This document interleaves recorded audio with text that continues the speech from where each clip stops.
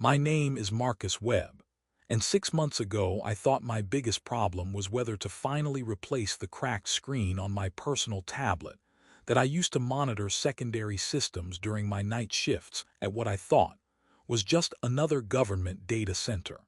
I was 28, working nights as a biometric systems technician at the Harrow County Emergency Identity Coordination Center, and my world revolved around maintaining the facial recognition networks that helped emergency services confirm identities during disasters when normal identification might be lost or damaged. My uniform never changed. A black hoodie with a faded logo from a security company that went under 2 years ago, dark jeans that could handle crawling around server rooms, and steel-toe work boots that had seen better days but were still comfortable during 12-hour shifts monitoring systems that most people never think about until they fail to recognize their face when they need help most. Harrow County sits in a valley in eastern Washington, where cell towers are sparse and GPS signals get confused by the surrounding mountains, making it the perfect location for a facility that processes emergency, biometric verification, requests for half the Pacific Northwest without drawing attention. Population 3,847 on a good day, surrounded by dense forest and accessible by only 2 mountain highways that close regularly during winter storms.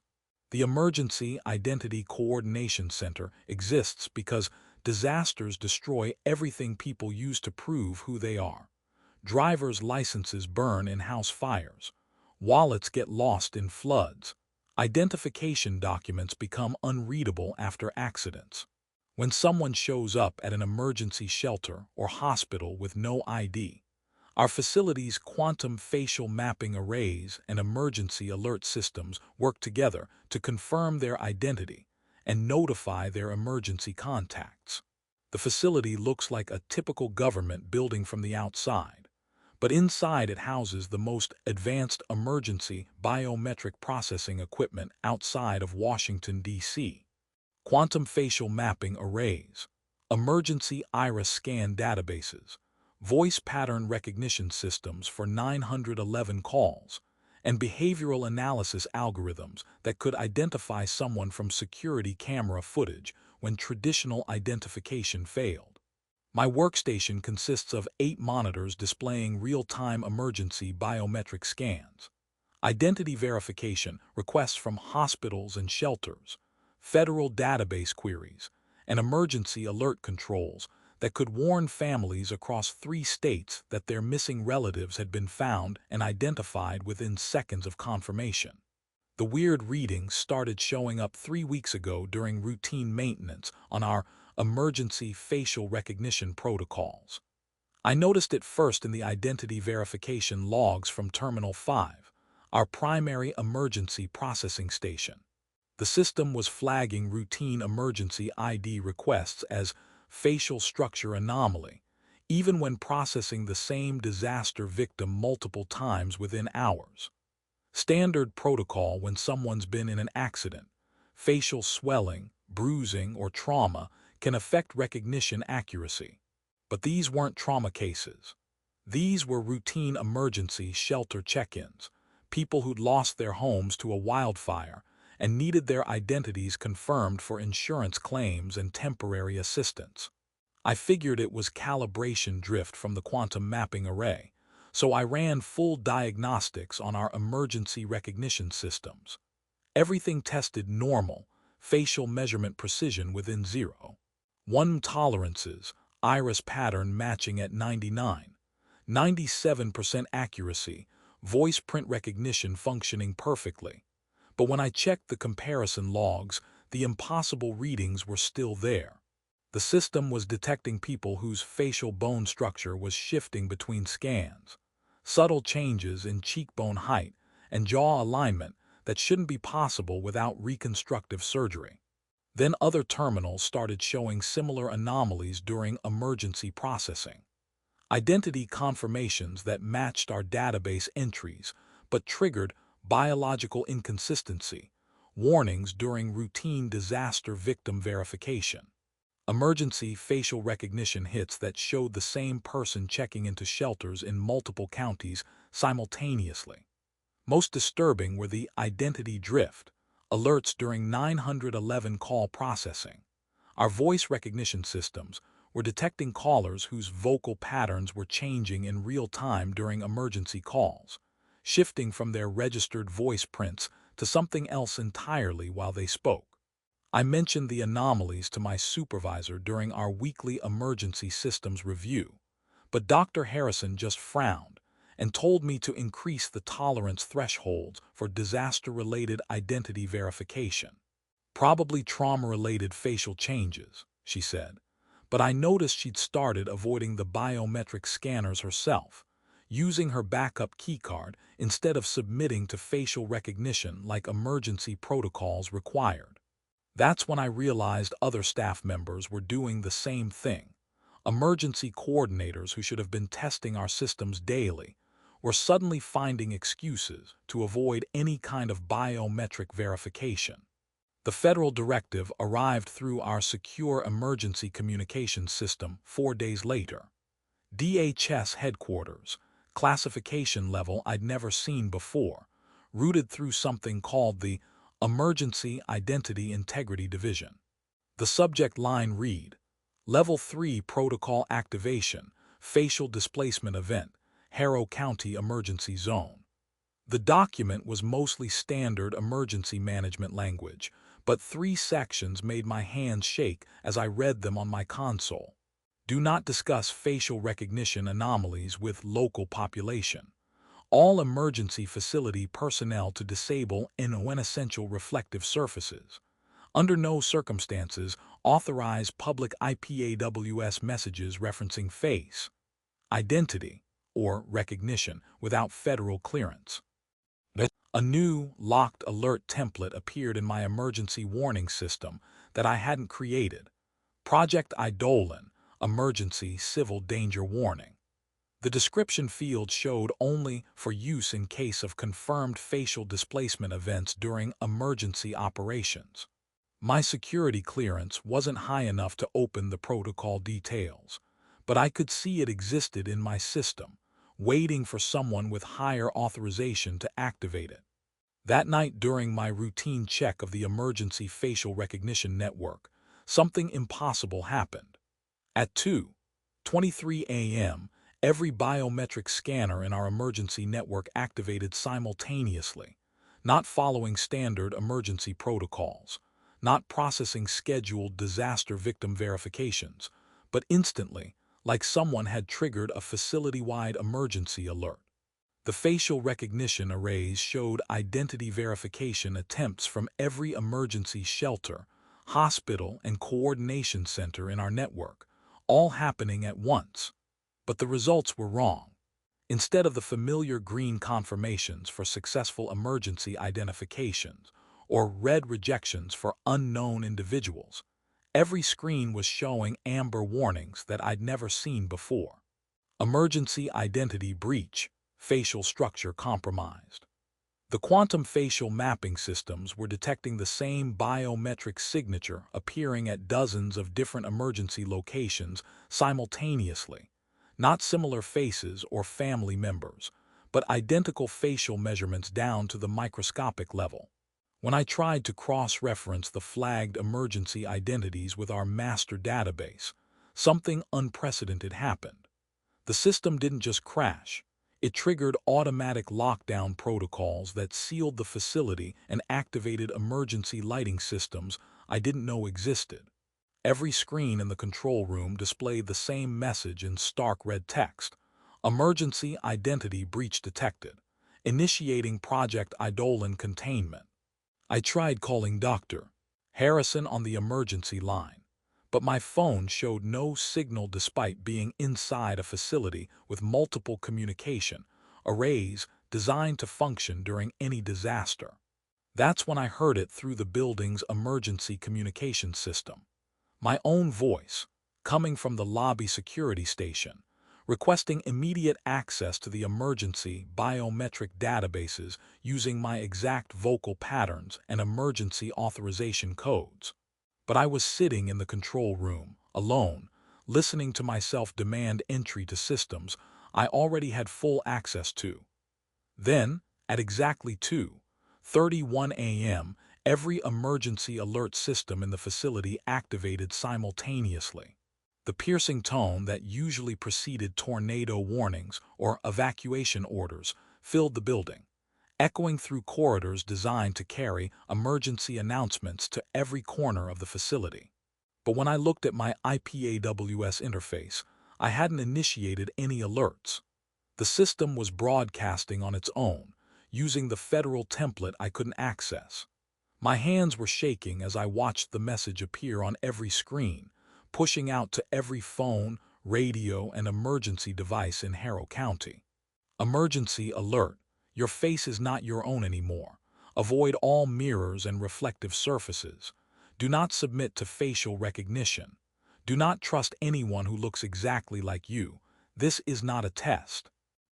Through the facility's security cameras, I watched something that shouldn't exist unfold in our emergency processing center. Someone who looked exactly like me was standing at the primary biometric scanner, but instead of a clean identity verification, the quantum facial mapping system was showing his face changing in real time.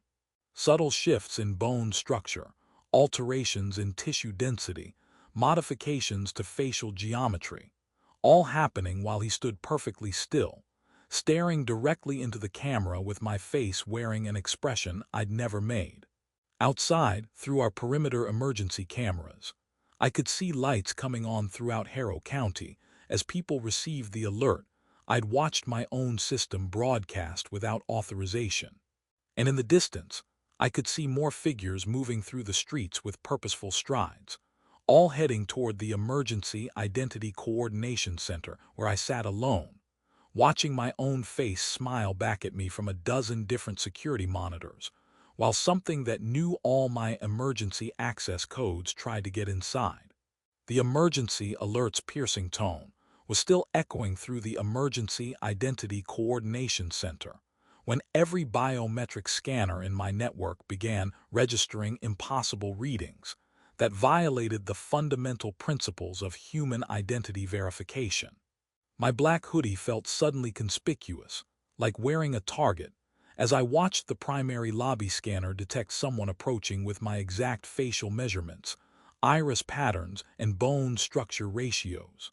Through camera L01, I could see him, me, standing at the visitor terminal with the same faded logo on his chest, same steel-toe boots, same small scar above the right eyebrow from a childhood bike accident that no database should know about.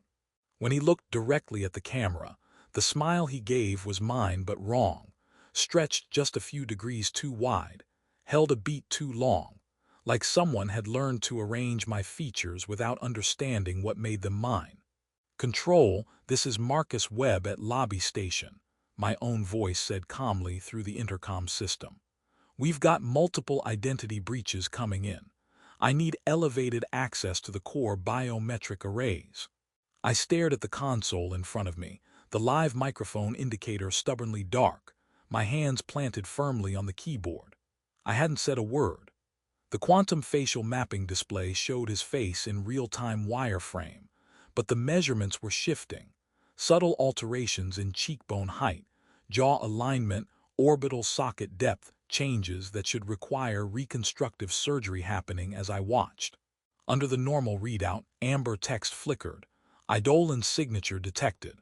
The county emergency radio network exploded with panicked chatter from local authorities trying to understand what they were witnessing. Sheriff Martinez's voice cut through the static, strained and disbelieving. "Emergency Coordination Center. I've got multiple reports of people claiming to be other people.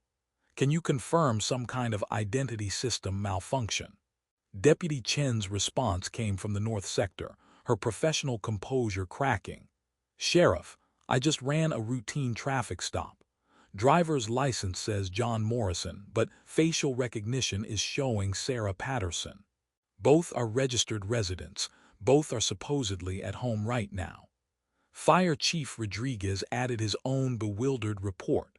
"Webb, Our emergency response team just encountered a family of 4 at a house fire. All 4 have the same face. Exact same measurements, same bone structure, same everything. Before I could respond, my secure communication system chimed with an encrypted federal transmission. The sender showed DHS Emergency Identity Integrity Division with a priority classification I'd never seen before. Marcus Webb, Harrow County EICC. Project Eidolon Facial Displacement Test proceeding as planned. Continue biometric monitoring. Do not interfere with identity verification protocols. Federal Coordination Team en route. Agent D. Reeves, DHS-CIID.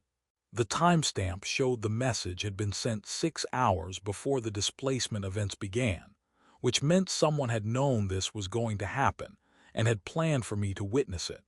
Through camera C07, I watched more figures emerge from the facility's corridors, all wearing my face, my clothes, my exact physical proportions. 3 of them now, moving with identical mechanical precision toward the central server room, their movements too synchronized, too perfect. When one placed its hand on the biometric scanner, the system flickered between red rejection and amber uncertainty. User, unknown, geometric match, 998%, warning. Facial structure drift in progress. The secure line rang. I answered with hands that wouldn't stop shaking. Webb, I managed. A calm male voice with a Midwestern edge came through, overlaid with the faint hiss of classified filters. Mr.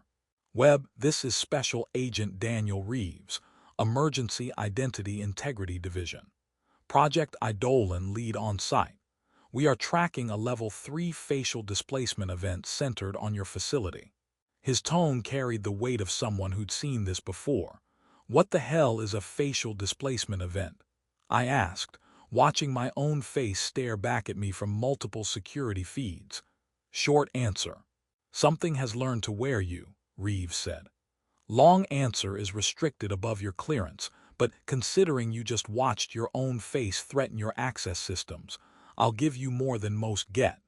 You're seeing eidolons, identity parasites, conceptual organisms that don't have fixed physical forms until they find a host pattern. They don't copy you like a photograph. They overwrite you like a corrupted file, learning to refine themselves with each biometric scan. The Project Eidolon documentation updated itself on my terminal, new sections filling in like someone was typing from far above my clearance level. Subjects exposed to eidolon proximity experience progressive self-disassociation. Initial symptoms include discomfort with reflective surfaces, facial recognition drift, and mild prosopagnosia. Advanced stages result in complete adoption of eidolon overlay, subject physiology restructuring to match evolving conceptual template. Through the external cameras, I watched Harrow County transforming into something from a nightmare. The emergency shelters were filling with people who all looked like each other. Identical faces wearing different clothes, carrying different identification, claiming different names but sharing the same biometric signatures down to the microscopic level. On camera 12 monitoring the town square, I watched a group of people standing motionless, all wearing my face but with subtle variations. One with eyes slightly too wide, another with a jawline fractionally too sharp, like a fractured reflection of myself multiplied across different bodies. Reeves, there are at least 6 of them inside my secure wing now, I said, pulling up door status readings. How did they get past perimeter security? They didn't walk in from outside, he replied grimly. They grew there. Eidolons don't just infiltrate, they manifest in proximity to concentrated identity infrastructure. You're sitting on one of the largest live biometric caches in the region. To them, that's a feeding ground. On camera C09, one of my doubles reached the final door to the biometric core. It placed its face against the scanner, and impossibly the amber warning flickered once, then turned green. User VERIFIED. Web MARCUSD access granted. The door cycled open, revealing racks of storage arrays humming with the digitized faces of millions. "That's not possible," I whispered. "They weren't stable enough for full verification." "They don't need to be perfect," Reeves said. "They just need to meet your system's tolerance thresholds. And you wrote those tolerances, didn't you? People change. The system should forgive. Your own compassionate coding just opened the most secure room in the building to something wearing your face like a mask. It's still learning to move properly."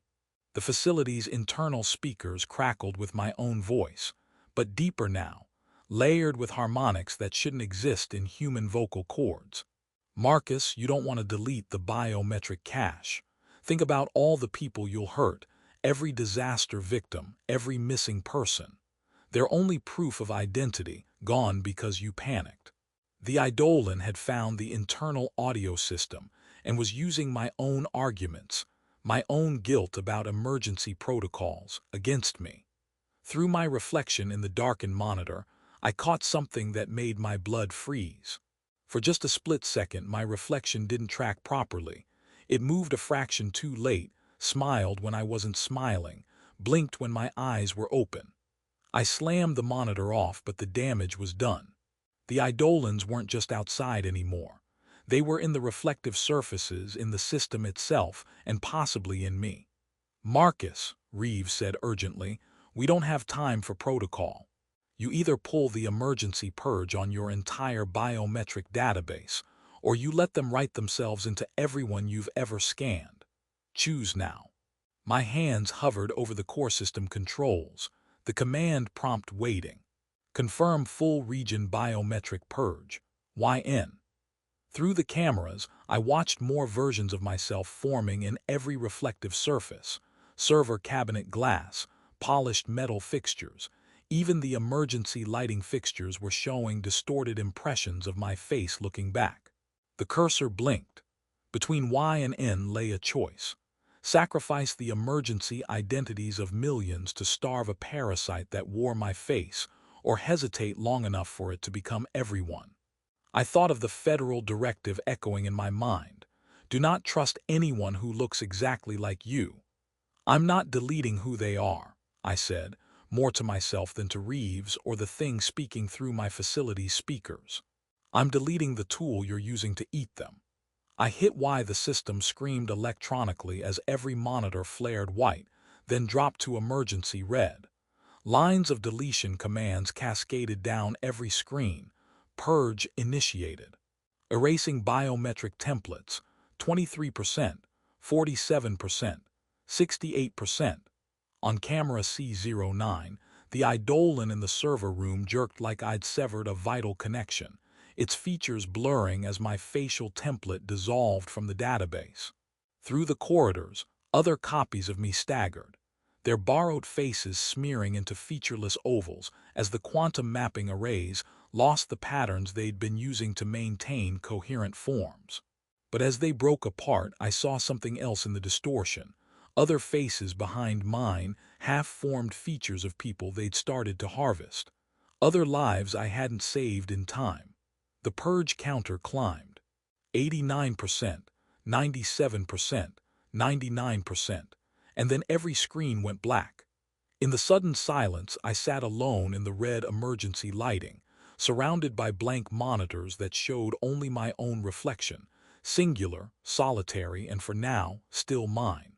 But through the facility's speakers, I could hear something like distant laughter, and I knew that while I'd starved the Eidolons in Harrow County, I'd also taught them something valuable: how to survive a purge by spreading beyond a single facility's reach. Somewhere in the country's vast emergency networks, fragments of stolen faces were learning to hunt more carefully. The silence that followed the biometric purge felt like standing in a digital graveyard, surrounded by the ghosts of millions of deleted identities that had once lived in the quantum, arrays humming beneath my feet. My black hoodie hung loose on my shoulders as I sat in the red emergency lighting, watching blank monitors that reflected only my own face, singular, exhausted, and for now, still mine. The steel-toe boots felt heavier than usual against the concrete floor that no longer vibrated with the constant processing of faces from across 3 states. Every emergency victim, every missing person, every disaster survivor who needed their identity confirmed, all erased because I'd chosen to starve something that wore my face rather than let it feast on everyone else's. My console chimed with a system notification that shouldn't exist. A new drive had appeared in the core directory structure, one that didn't correspond to any physical hardware I'd installed. Eidolon SYS-01 blinked on my screen like it had been waiting in the shadows. Against every instinct screaming at me to leave it alone, I opened it. Inside was a single folder, Project Eidolon Field Reports. The document list stretched back 20 years, well before this facility existed, from sites scattered across the country. Millbrook, Oregon; Clearwater, Montana; Riverside, Washington. Names that triggered half-remembered news stories about small towns that had lost funding and been administratively dissolved after unnamed infrastructure failures. I clicked on Millbrook's report. The clinical federal language described localized facial displacement phenomena, where residents reported seeing their faces in other people's reflections, shop windows, car mirrors, television screens when they were turned off. The identity divergence phase followed, where neighbors stopped recognizing each other. Arguments erupted over who was really Tom or Sarah, until half the town accused the other half of being imposters. The incident ended with a line that made my stomach drop. Full biometric purge initiated. Localized identity infrastructure decommissioned. Surviving population relocated under new identifiers. Clearwater was worse. There, the Eidolons had learned to imitate law enforcement first. Every 911 call was answered by someone who sounded familiar but wasn't. When real deputies arrived, residents attacked them as fakes. 37 people died in what the report called community destabilization through mutual mistrust. Riverside's file was marked incident terminated, primary host eliminated, but the details were classified above my clearance level. Marcus. The voice came from behind me, not through the intercom but from the doorway itself. I spun around to find Agent Reeves standing at the threshold, but he looked different from the voice on the secure line. Solid, medium height, tactical jacket with a subtle DHS patch, close-cropped hair more gray than black.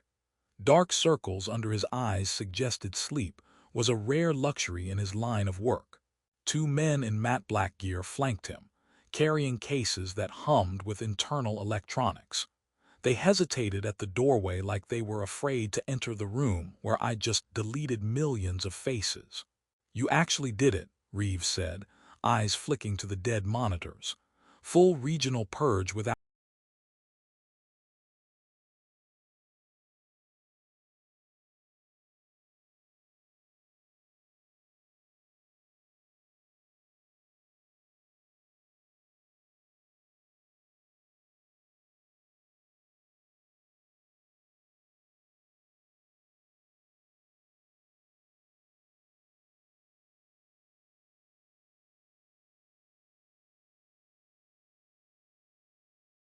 The thing wearing Dr. Harrison's face stepped over the twisted remains of the reinforced door like it weighed nothing.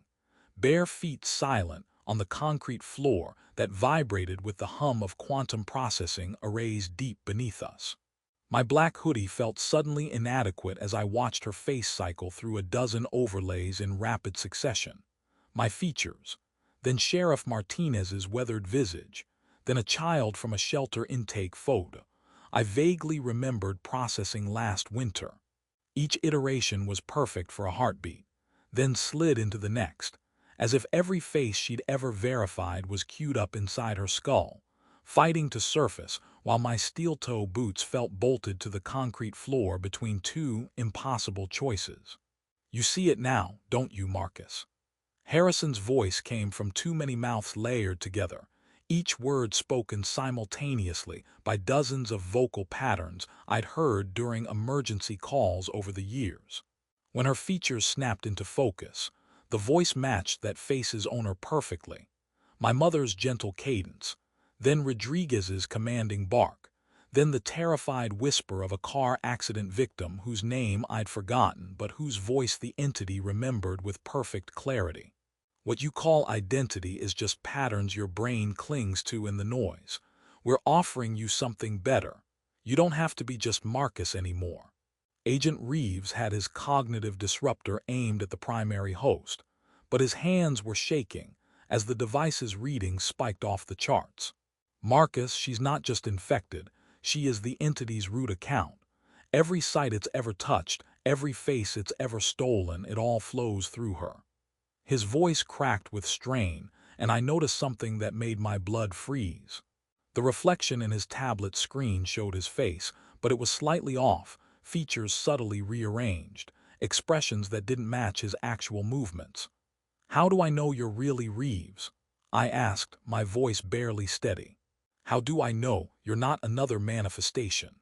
He looked up from his device, and for a split second, I saw uncertainty in his eyes, not the confidence of a federal agent, but the confusion of someone who wasn't entirely sure of his own identity anymore. "You don't," he admitted. "That's the hell of Eidolon exposure.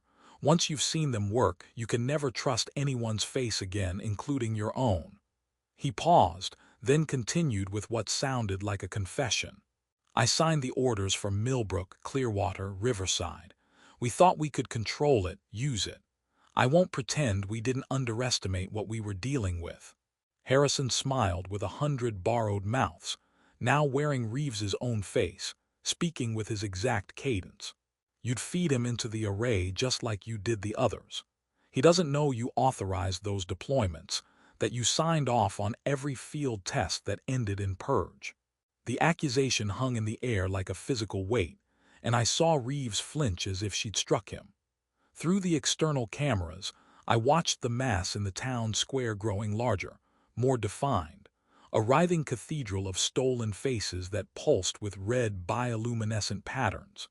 The bronze memorial statue at its center was dissolving, metal flowing upward like liquid to form a skeletal framework around which the consolidated Eidolons could build something more permanent. Red emergency lighting from abandoned patrol cars cast everything in hellish illumination, and I could see figures moving toward the facility. Not people anymore, but walking collections of borrowed features, all heading toward the strongest identity infrastructure in the region. "The self-destruct won't stop us," Harrison said, reading my intention from my body language with the accumulated experience of every behavioral analyst who'd ever been processed through our systems. "We exist in conceptual space, Marcus. We're already written into every emergency database that ever received data from this location.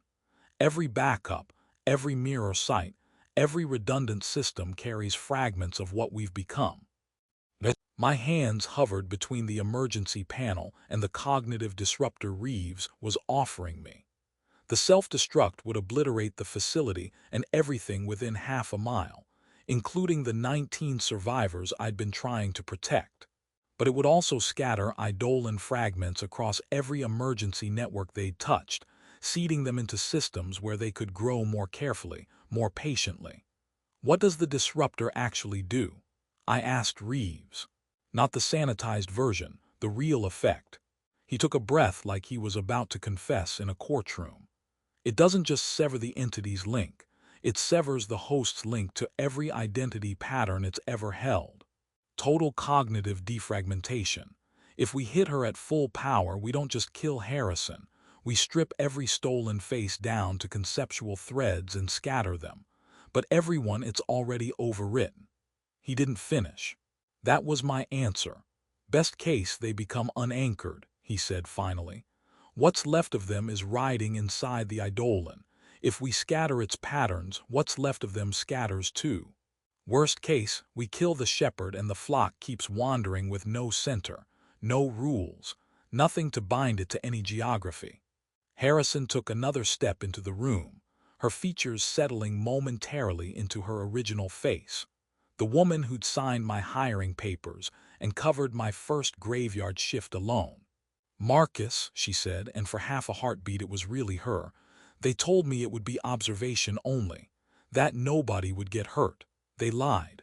Once I let it in, I couldn't get it out." Her eyes shifted, irises fracturing into dozens of pupil shapes before reforming. "You can't stop it by killing me, but you can choose who it learns from next."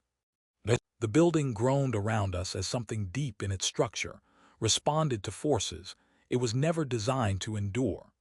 External sensors showed structural stresses radiating from the town square up through the air like tension lines in glass about to shatter.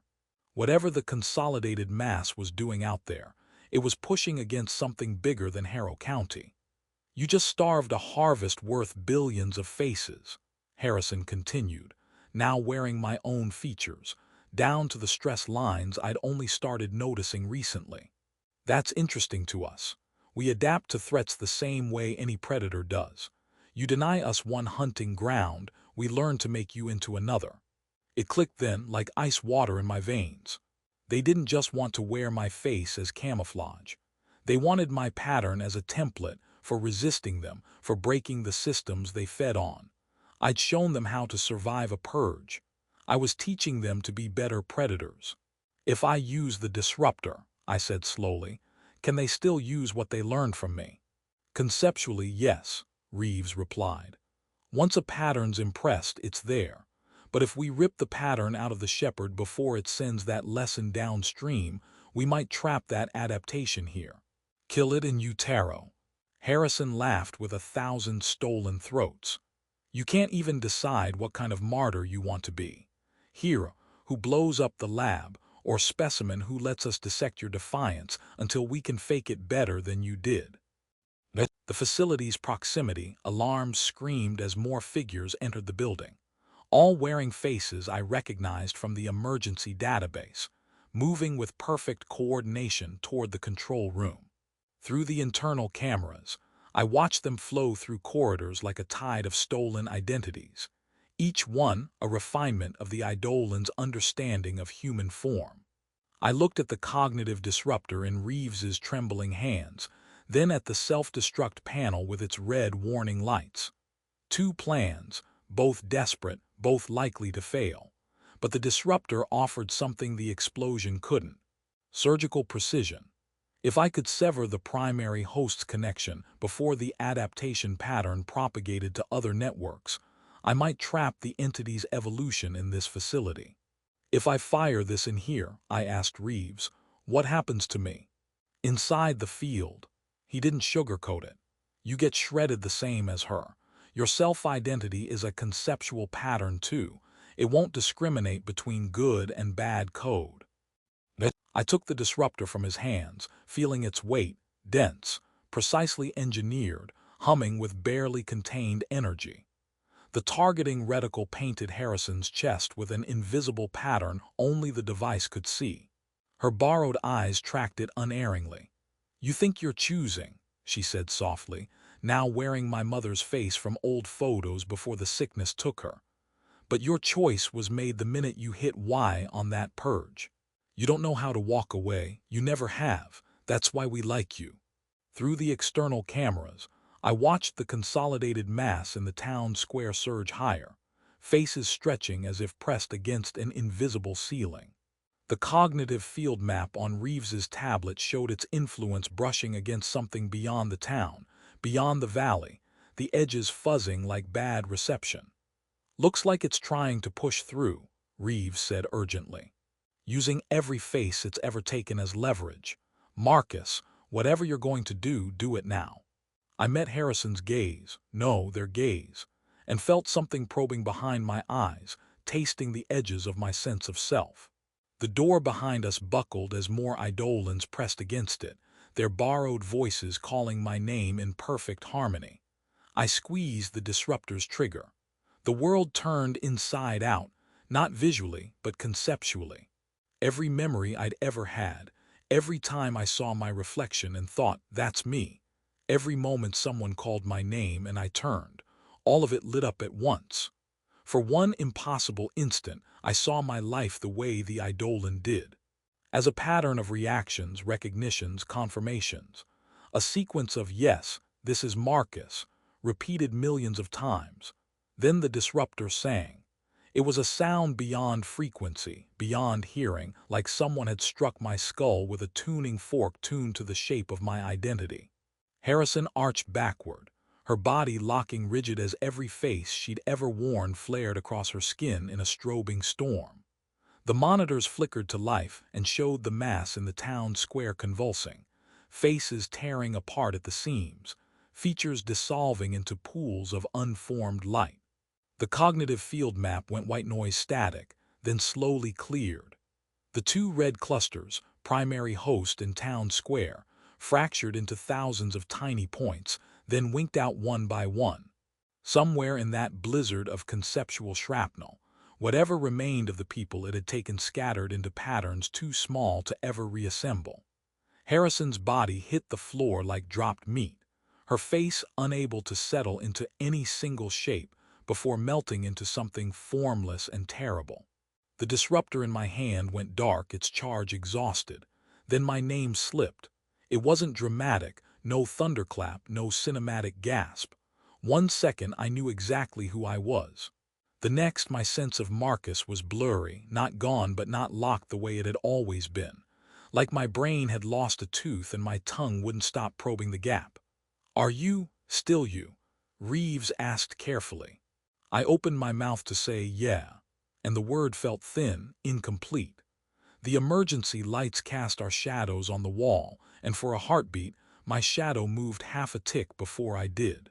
Through the cameras, I watched the town square return to normal, empty pavement. Intact memorial statue. No trace of the writhing mass that had threatened to consume everything. But in the distance, I could see lights flickering in patterns that didn't match any emergency protocol I knew. The Eidolons were gone from Harrow County, but something else had learned from their death, something patient enough to wait, careful enough to hide, and smart enough to remember the face of the man who taught it how to survive. 6 months later, I still wake up at exactly 3:47 a.m. every single night, my body locked into that moment when the cognitive disruptor fired and scattered something that had been wearing my face across conceptual dimensions I don't pretend to understand. The studio apartment I rent in Spokane feels deliberately impersonal, furnished with the kind of generic pieces you buy when you're not entirely sure who you are anymore and don't want your surroundings to contradict whatever identity settles into the gaps. My black hoodie hangs in the closet next to 4 identical replacements, because some habits survive even when the person who formed them becomes negotiable. The steel-toe work boots sit by the door, polished but unused since I haven't worked anywhere that required steel toes, or any job at all, since the night I learned that faces are just patterns and patterns can be rewritten by things that understand the code better than we do. The official story, buried on page 12 of the Spokane Chronicle, described a catastrophic data breach at a federal identity verification facility that resulted in the temporary relocation of residents due to compromised personal information security. Harrow County was administratively dissolved within 8 weeks, its population scattered across the Pacific Northwest with new social security numbers, fresh driver's licenses, and medical records showing treatment for identity verification trauma syndrome, a condition that apparently affects people whose biometric data has been compromised by foreign interference. The facility was sealed, the equipment destroyed, and the entire valley redesignated as a sensitive federal research area, where civilian access is permanently restricted. The 19 survivors were relocated with manufactured explanations, their moving expenses covered by a FEMA disaster relief fund that doesn't appear in any public database I can access. The problem isn't that I don't know who I am. The problem is that I know too well, like someone had taken apart my sense of self and put it back together with all the screws slightly loose. I remember being Marcus Webb, remember my childhood, my training, every detail of my life up until that night. But the memories feel like they belong to someone else, like I'm an actor who studied the role so thoroughly that I've forgotten I'm not the character. When I look in mirrors, and I avoid them when possible, the face looking back is definitely mine, but it takes a conscious effort to recognize it, like my brain has to run facial recognition software instead of just knowing. Agent Reeves calls once a month, always from different numbers, always with the same questions disguised as follow-up psychological evaluation. Have I noticed any facial recognition difficulties? Any problems with identity verification systems? Any dreams about places I've never been or people I've never met? I tell him no, because the truth would put me back in a federal facility, and because I've learned that some lies protect more people than honesty ever could.